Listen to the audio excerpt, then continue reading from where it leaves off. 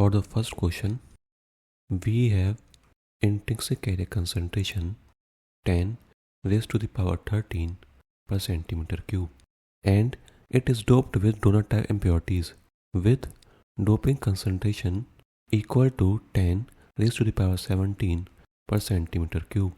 You can see that Nd is significantly greater than Ni. Therefore, we will assume the free electron concentration or the majority carrier concentration to be approximately equal to doping concentration, which is 10 raised to the power 17 per centimeter cube. Now, by mass action law, we have minority carrier concentration equal to Ni square divided by N naught. After calculation, we will get the minority carrier density to be equal to 10 raised to the power 9 per centimeter cube. For question 2, suppose we have two samples, sample A and sample B. It is provided that one is doped with N-type impurities with concentration 10 raised to the power 17 per centimeter cube, and the other is doped with acceptor impurity equal to 10 raised to the power 14 per centimeter cube. It is also provided that the minority carrier concentration in sample A, which is whole concentration, equal to 10 raised to the power 4 per centimeter cube, and the minority carrier concentration for the other sample, which is free electron concentration, is asked. You can see by comparing the doping concentration and free electron concentration for the sample A, we can say that doping concentration is very much greater than whole concentration. Therefore, we can assume free electron concentration to be equal to doping concentration 10 raised to the power 17 per centimeter cube. Similarly, we will assume that whole concentration in sample B is approximately equal to doping concentration, which is equal to 10 raised to the power 14 per centimeter cube. From mass action law, since the semiconductor is of same material, free electron concentration of sample A multiplied by whole concentration of sample A should be equal to free electron concentration of sample B multiplied by whole concentration of sample B. By this formula, we can find the free electron concentration of sample B to be equal to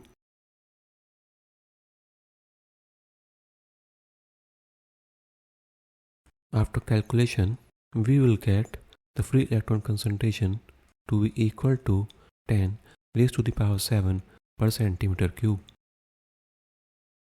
For question 3, we have doping concentration Nd to be equal to 4.2 into 10 raised to the power 17 per centimeter cube.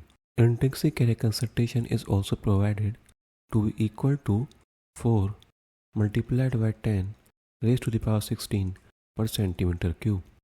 One thing is very much clear, that Nd and Ni are having comparable values. Therefore, we cannot ignore intrinsic carrier concentration for finding the value of majority carrier concentration.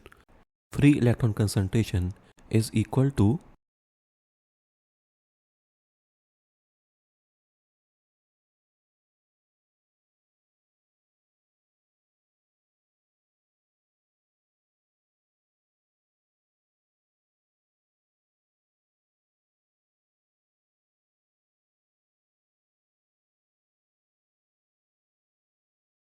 after calculations, we will find the free electron concentration to be approximately equal to 4.237 multiplied by 10 raised to the power 17 per centimeter cube. From the mass action law, we have whole concentration to be equal to square of intrinsic carrier concentration divided by free electron concentration.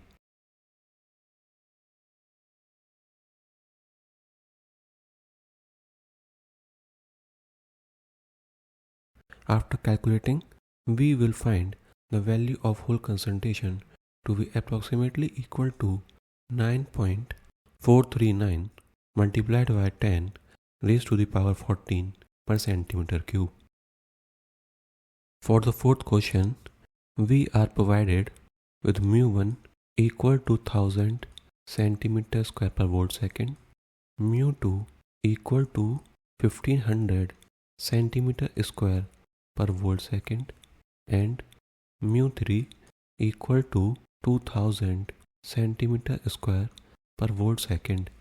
We know we can find the net mobility by this formula.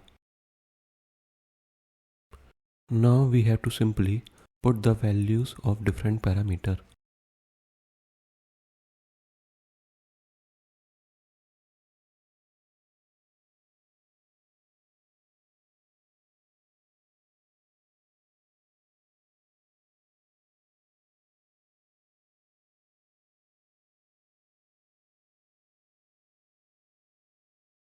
After calculation, the net mobility comes out to be around 461.538 centimeter square per volt second. We know resistivity is provided to be equal to 2000 ohm meter, and we know resistivity for a pure semiconductor is equal to 1 divided by intrinsic carrier concentration multiplied by magnitude of charge on a charge carrier multiplied by sum of mobility of free electron and hole.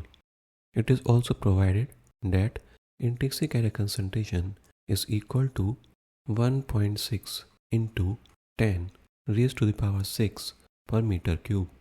And it is also given that mobility of free electron is equal to 4 times the mobility of hole. We can rearrange this equation like this.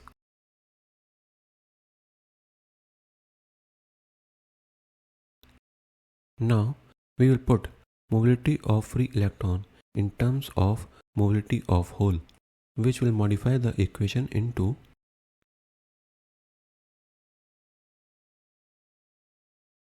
now we simply have to put the values to find the mobility of hole.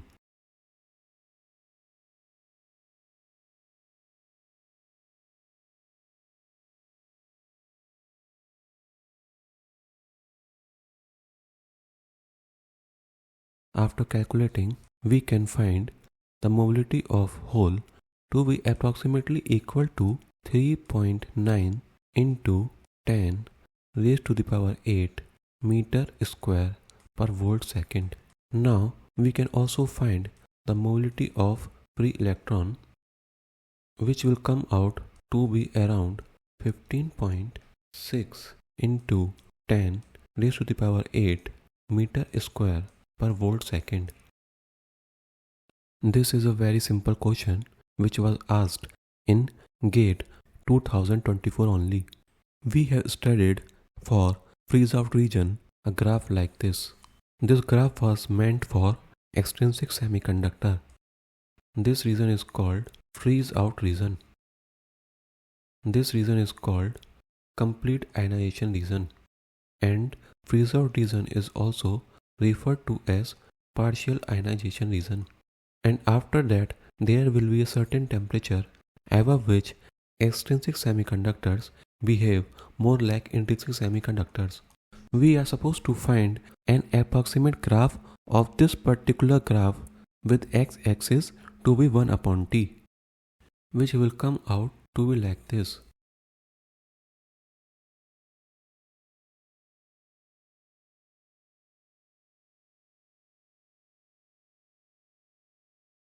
Let this be first graph and this is second graph. Now, if you have to convert the y-axis from n to log n, then the shape does not change drastically.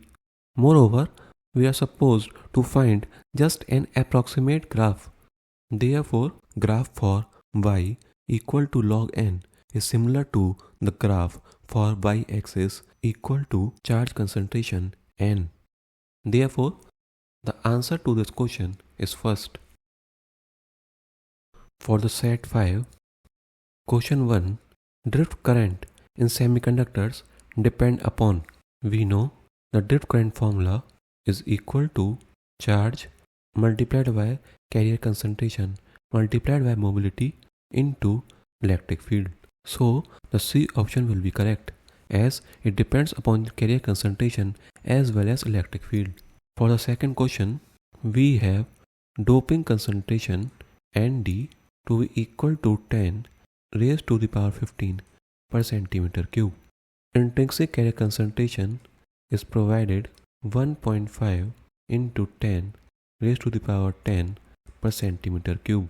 It is also given that Na is equal to 10 raised to the power 18 per centimeter cube. You can see that doping concentration, either they are acceptor or donor, both are very much greater than intrinsic carrier concentration. So whole concentration will be equal to Na minus Nd, and by mass action law we have free electron concentration to be equal to Ni square divided by whole concentration, which is equal to Na minus Nd. After calculation, we will find the value of free electron concentration to be equal to 225.2 per centimeter cube. For the third question, in a lecture, I described in detail how you can simply extract data by merely looking at energy band diagram. You can see that potential difference is applied in this direction. Therefore, electric field will be in this direction. And I told you in the lecture that for electric field to be in this direction, EC will be like this. And I told you in the lecture also that the electric field E will be in the direction as if we have to climb a mountain, with EC representing the slope of the mountain.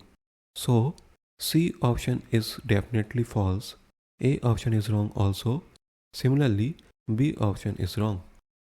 Only option left is D. The answer will be D. Even though you can solve this question by this particular point only, but still it should be clear to you what other graphs represent. Assume that if we have changed the polarity of potential difference like this, then the electric field will be in this direction. In this case, the answer would be C option. One of the most important point is what this EF, which is slant, actually represent. This actually represents that the semiconductor is non-uniformly doped. As you know that we have a formula for finding free electron concentration, which is equal to effective density of states multiplied by exponential of negative of EC minus EF divided by KT. You know that both these are constant. This is also a constant at the same temperature. So you see that free electron concentration is dependent upon relative position of Fermi energy level with respect to conduction band energy level. And since it is provided that the semiconductor is having uniform doping, therefore electron concentration will remain constant, which further means that EC minus EF is also a constant. I hope you understood all the questions.